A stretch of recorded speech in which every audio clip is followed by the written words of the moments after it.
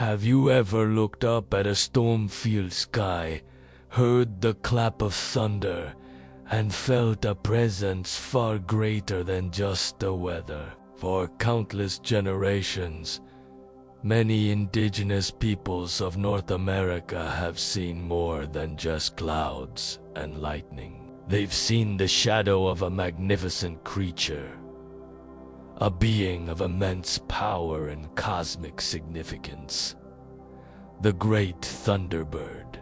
Today, we journey back in time into the heart of ancient lore to witness the birth of this legendary sky guardian. Our story begins in a time when the world was young, a time steeped in myth and whispered tales passed down through generations. Across the vast landscapes of North America, from the Pacific coast to the Great Lakes, stories of a colossal, supernatural bird began to take flight. While the details vary from one nation to another, from the Kwakwakak and Nuchanalf to the Ojibwe and the Kota, the core essence of the Thunderbird remains remarkably consistent. It was no ordinary bird. This was a spirit being, a physical manifestation of the sky's raw power. Imagine a bird so immense that its wingspan could block out the sun,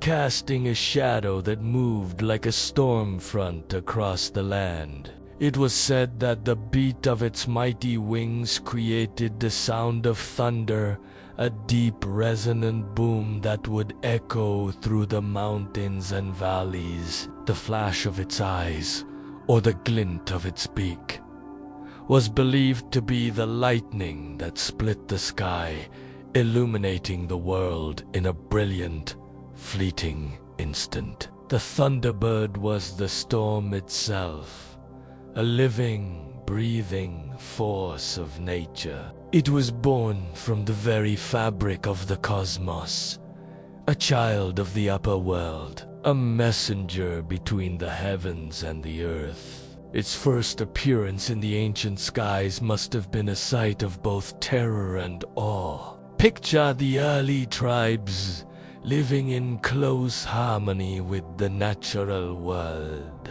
They understood the rhythms of the seasons, the language of the wind, and the behavior of the animals. But the Thunderbird was something else entirely. It wasn't just an animal. It was a power, a deity.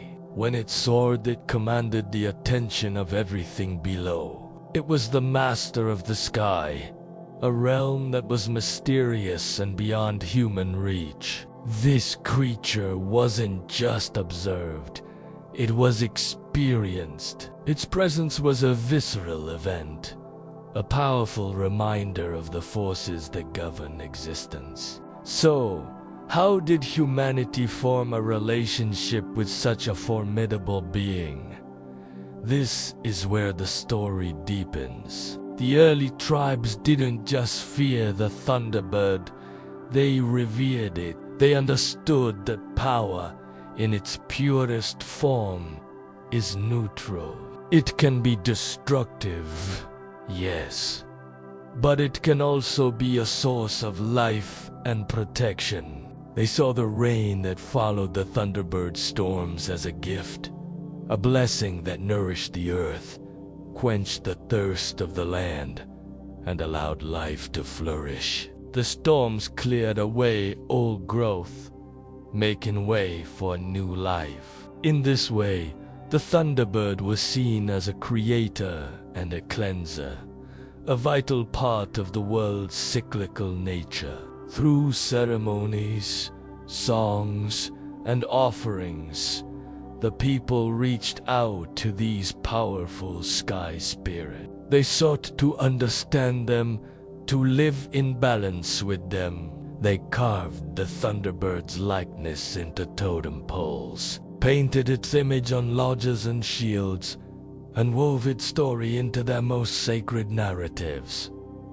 These weren't just decorations. They were channels of communication, symbols of respect and a plea for a harmonious relationship. The people recognized that they were small in the face of such cosmic power, and they sought not to conquer it, but to honor it. They offered prayers, asking for guidance and protection, and in return they believed the sky spirits listened. Over time, the Thunderbird's role evolved in these sacred stories. It wasn't just a distant, awe-inspiring force of nature anymore. It became a protector. Many legends tell of the Thunderbird's battles with other powerful beings, particularly creatures of the underworld or the deep seas, like the great horned serpent. One of the most widespread